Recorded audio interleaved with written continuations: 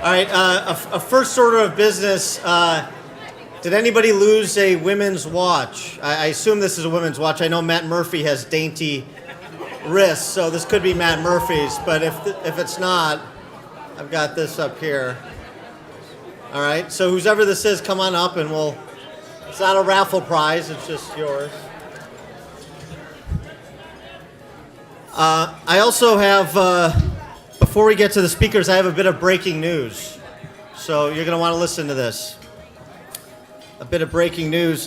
Dick Durbin just tweeted, this just came over the transom, Dick Durbin tweeting this: "It's time to get the money out of politics and make elections about who has the best ideas." Dick Durbin has just conceded the U.S. Senate seat. So I know Jim Oberweis is not here tonight, but congratulations to Jim Oberweis on that victory. And now, before we hear from Governor-elect Rauner, we're going to hear from three of our other statewide candidates, starting with Paul Schimpf. Paul Schimpf is running for Attorney General against Lisa Madigan.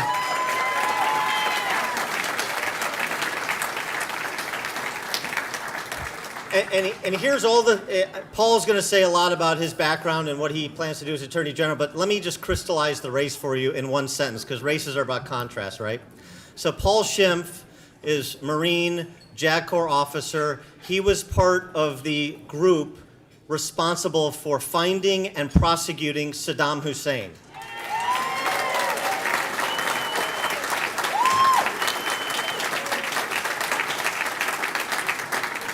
So our candidate for Attorney General was part of a group who found a despot in a spider hole in the middle of a desert and prosecuted them to the fullest extent of the law. Their 12-year incumbent Attorney General can't find a corrupt public official in Illinois. There's your choice in November. Paul Schimpf.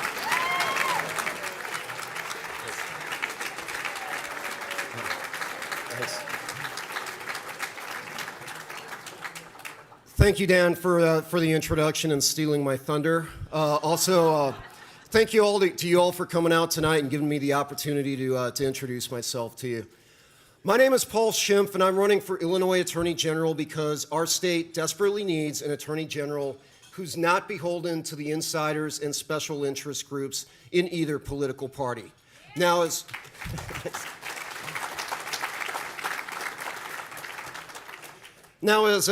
Dan mentioned, I had something to do with prosecuting the Ace of Spades in Baghdad. All I'm going to say about that tonight is once you've dealt with him, corruption in Springfield, Illinois doesn't seem so intimidating anymore. No. Now, in addition to doing that, I've also been a prosecutor for the Marine Corps. I was the head prosecutor for the Western Recruiting Region, prosecuted attempted murder, rape, sexual assault cases. Basically, you name it, I prosecuted it. I also, before I was a lawyer for the Marines, I was an infantry officer, so I know a little bit about fighting, although not as much as Larry Cafish. Stand up, Larry.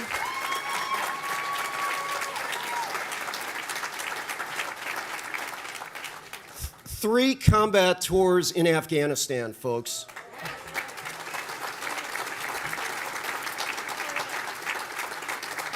And I'm going to go a little bit off script, but if there are any other veterans in the audience, could you please stand up as well and be recognized?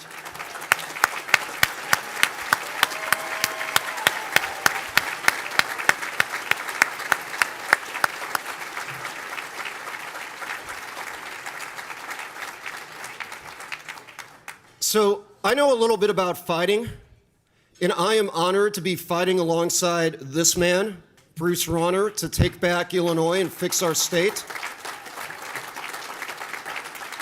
You get to know people on the campaign trail. Pat Quinn is not going to know what hit him when Bruce Rauner gets done with him, and I'm really excited about Bruce's campaign, and I think he's going to make a fantastic governor.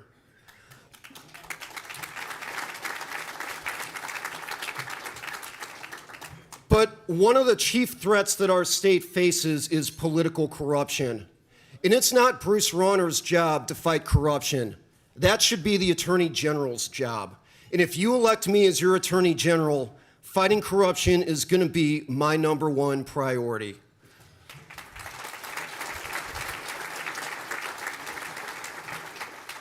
Now, folks, this is going to be a tough race against Lisa Madigan, but it is a winnable race. There was a poll that came out today, over 1,000 likely voters. We're actually within 16 points of Lisa Madigan. We're ahead downstate and tied in the collar counties. We got some work to do in the cities, but 16 points, folks, coming from nowhere to be within 16 points of Lisa Madigan 4.5 months out. This is a winnable race. We are going to flip this state.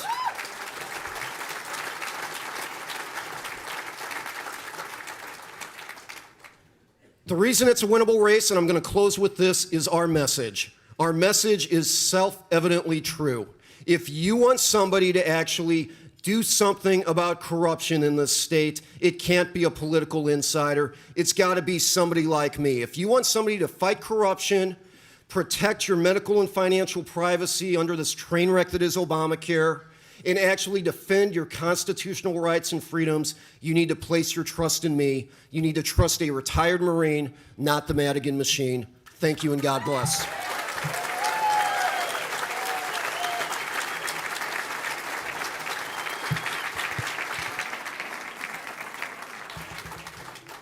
Yeah, Paul talking about political corruption. It was interesting. It was just the other week that on the same day, 2 Democrat state reps were being arraigned in court at the same time, one for taking a bribe and the other for child pornography, or what we call in Illinois just another day in politics. So we could certainly use some change of leadership at the Attorney General level. Also, just quickly, Paul pointed out Larry Cafish, who's running against Tammy Duckworth, another winnable race. People don't think it could be won, but it's a winnable race. In addition to that, we have a host of state legislative candidates here today that I hope you'll meet that really are going to be the key to swinging the pendulum in the House, in the Senate, and giving Bruce Rauner something other than a superminority with which to work in the General Assembly. Because if we think about the governors that we talk about all the time, the successful governors in the Midwest that we want to emulate, Scott Walker in Wisconsin, Mitch Daniels, and now Mike Pence in Indiana, Rick Snyder in Michigan. One of the things they had, in addition to their own leadership capacities and their policy vision, is they had Republican control of their state legislatures. So that's really important because this is not a one-man gig, as I think Bruce would be the first to admit, and he needs people that he can work with in the General Assembly to advance an overarching, comprehensive reform agenda for Illinois, just as we have seen Republican governors do in our Midwestern neighbors. So meet Jim Moynihan, meet Kathy Miles, meet Ramiro Juarez, meet Don Wilson. There's other, meet Mel Thillins. There's a ton of legislative candidates in North and Northwest suburban Cook County up into Lake County that are mission critical for us getting out of the superminority and moving our way to that magic 60 number, particularly in the House, and ultimately the magic 30 number at some point in the Senate over the next couple cycles. And that begins in 2016, where we have great opportunities at the legislative level, just as we do at the statewide level. Next statewide candidate I want to introduce you to, hear from, offer a few words. He's running for Secretary of State against Jesse White, and his name is Mike Webster.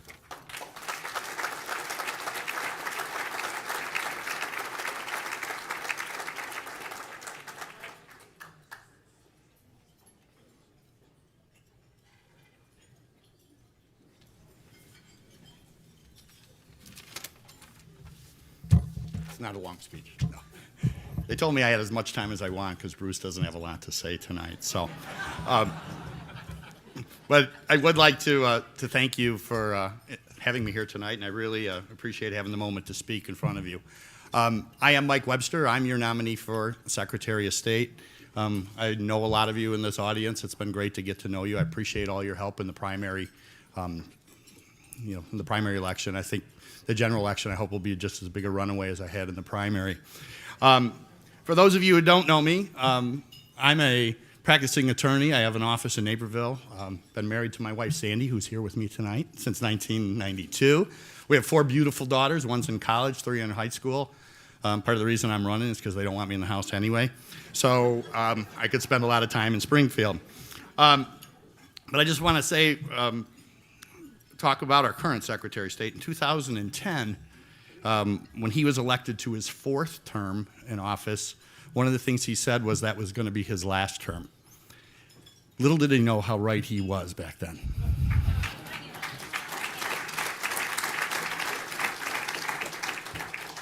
And as he celebrates his 80th birthday next Monday, I ask all of you to join me and all the voters of all around the state of Illinois in wishing him the best in his retirement.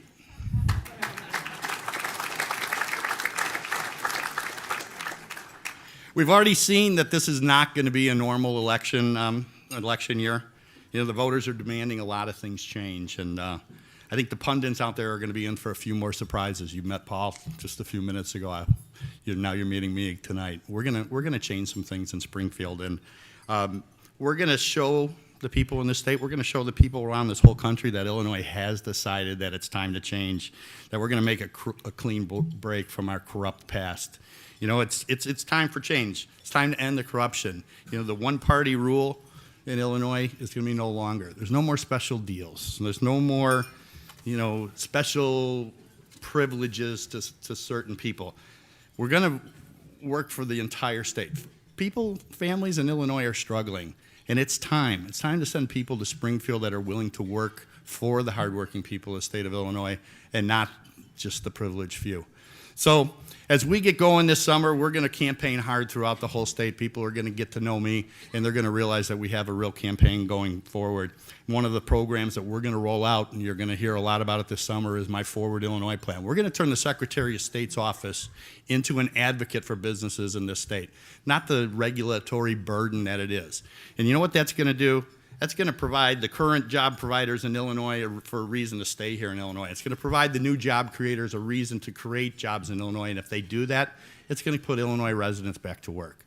So that's the plan we have, and it's time. It's working in our neighbor states. There's no reason we can't make that work for Illinois too.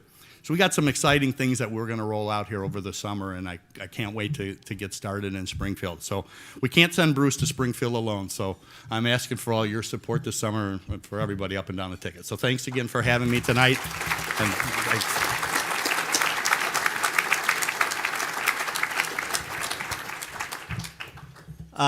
We've come a long way in the state treasurer's office from having a failed mob banker as our state treasurer, and that was just 4 years ago.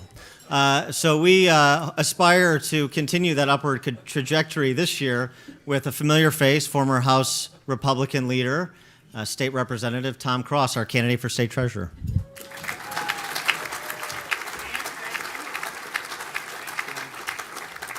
Well, good evening. I just want to make one comment before I get started on my race. You may know this, Dan and I don't always agree on everything, but few of you know that. You should listen to us show more. But I do, Dan. I do. But I'll tell you where we agree on one thing, and that's Jack Rozier. And this, you may find this a little surprising, but I spent a lot of time in Jack's office, in the Liberty office, having lunch. And I see Jim Bassett here and Jesse and others. And while Jack and I disagreed strongly on some issues, we agreed on a lot, and we agreed about where we wanted the state to go. And I have not met a man like Jack in a long time who cared as deeply as he does and did about this country and about this state. And he was a good person. So Dan, we share that in common.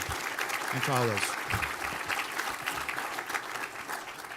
Why treasurer, and why is the state of the treasurer's office that important? When you look at the condition of this state, and most of us know it, it's abysmal. Whether it's the worst bond rating in the country, the worst funded pension system in the country, second highest or third highest unemployment rate in the country, haven't had a balanced budget in 10 years, the numbers are staggering. In fact, we have the second highest migration rate in the country. People leaving at an alarming rate. And I think if you're paying attention to this race, if Bruce Rauner doesn't win the governor's race, that number will increase on the migration rate to a number we don't want to see. And that's why this race for governor is that critical, and why we need Bruce to win.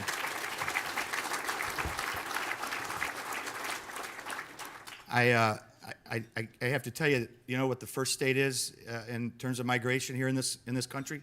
It's New Jersey. They're number one. And as we've talked about a little bit on the campaign trail, I've come to the conclusion that maybe Governor Christie closed that bridge on purpose because he doesn't want people leaving New Jersey at the alarming rate that they've been leaving. We don't have a bridge to close, so we have to fix things. And one of the things that struck me as I decided to run for treasurer is we haven't had a balanced budget in 10 years. And because we haven't had a balanced budget, we now owe almost $5 to $6 billion in unpaid bills. That cost us as a state over $300 million in late fees and penalties. If you're a nursing home provider, a physician, a pharmacy, a hospital, a school district, we owe you money. And if you're a small provider that gives maybe substance abuse treatment in Schaumburg or Palatine, you're lucky if you can stay in business. That's unacceptable. And one of the things that we need to do, and where we can use the Treasurer's Office in a proactive, aggressive way, is to make sure we honor our Constitution. Our Constitution mandates that we balance the budget. And if I'm elected treasurer, and I'm fortunate enough to be elected treasurer, we will require that the General Assembly and the governor follow our Constitution and balance the budget. And if that means taking somebody like Mike Madigan to court to enforce our Constitution, we will do that. It's that important.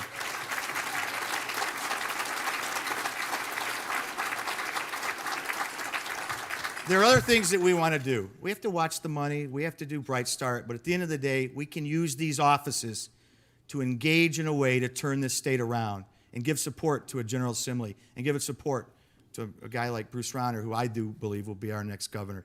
This is a great state. You wouldn't be here tonight if you didn't care about Illinois. We have the best farmland in the world. We have great hospitals. We have great universities. We have great schools. We want it to be saved.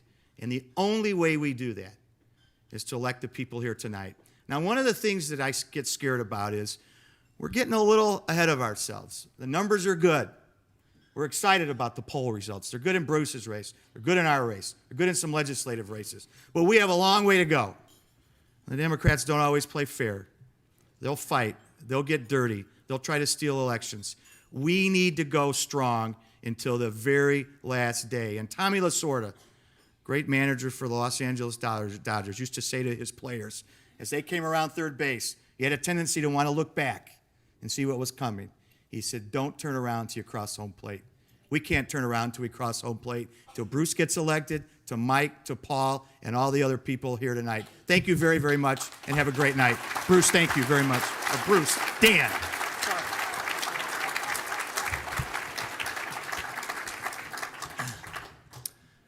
And Tom is right about the need for ballot security, the need for GOTV right up through the finish line. As some of you probably following the General Assembly at the end of session, Democrats with ballot initiatives and creative voter enfranchisement legislation did everything just short of declaring that Democrats shall receive 50% plus one of the vote by law at the end of session. So it's going to take a lot of investment and a lot of hard work and boots on the ground, maybe not in Iraq, but boots on the ground here in Illinois in November to make sure that we have a free and fair election, if nothing but for the novelty of it here in Illinois.